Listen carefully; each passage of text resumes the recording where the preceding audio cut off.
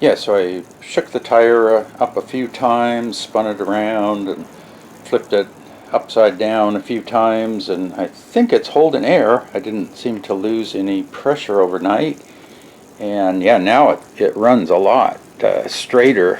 Still a little bit of a wobble. I think that's in the tread. It used to wobble quite a bit. I don't think the factory had this mounted very well on the rim. Has a little bit of wobble to it, but it's not much. It was wobbling pretty bad. I also trued up the rim a little bit here.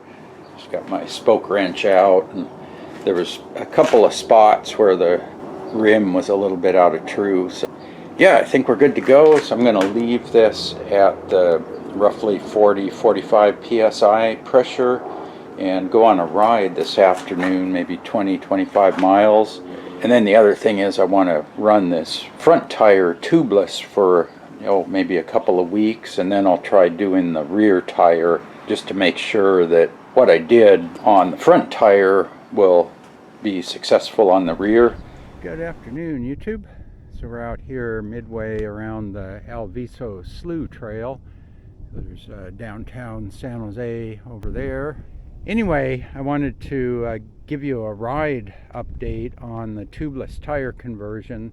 So I did the front tire about 3 weeks ago, and I did the back tire maybe a week and a half ago, roughly 10 days. Anyway, I'm trying to dial in the pressures.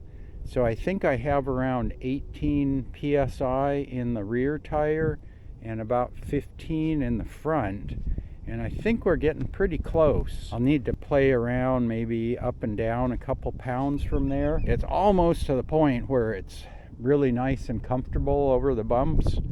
Last week when I rode out here, I had about 27 in the rear. Front was still down around 15. I hadn't checked it. I had just pumped it up to something under 20, and it turned out it was about 15.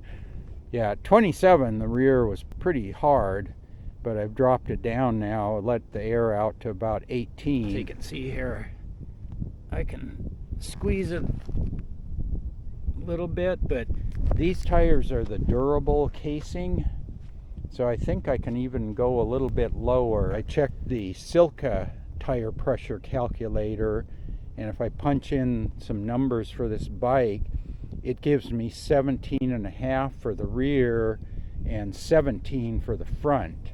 So I'm a little over on the rear and a little under on the front. I think if I'm doing more pavement, I might run it up into the low 20s. Maybe do like 20 in front and 22 in back. With the higher pressure, I was just getting the middle lugs on the road, but at the lower pressure, I think I'm starting to pick up these. I can see these 4 lugs, they get black when you ride on pavement. After you ride on gravel, the rubber from here to here gets black. The contact patch is going all the way from here to here.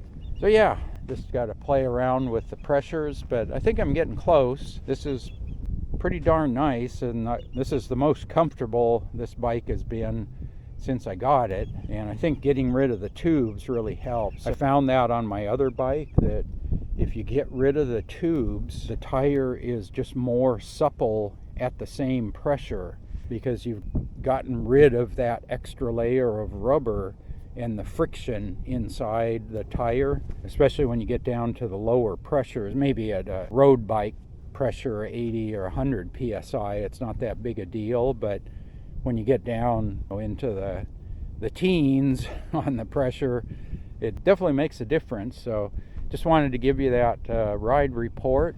But yeah, really happy with the tubeless conversion. I took one of the tubes out, rolled it up, and put it in my saddlebag, so now I've got a spare tube. I didn't want to go out and buy a spare tube. Just thought I'd give you that tubeless ride report.